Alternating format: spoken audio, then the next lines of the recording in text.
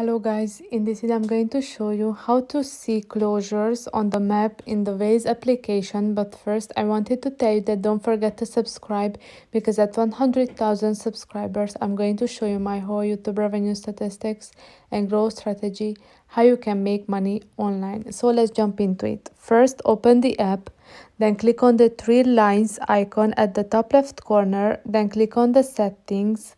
Now click on the map display and you should see the view of map section, and the first option is reports. Click on it, scroll down, and you should see the last option is closures.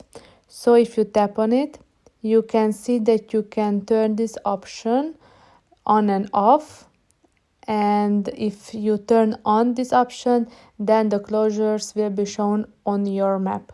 So I hope this video was helpful for you. If it was, please consider subscribing, and see you in the next one. Bye bye.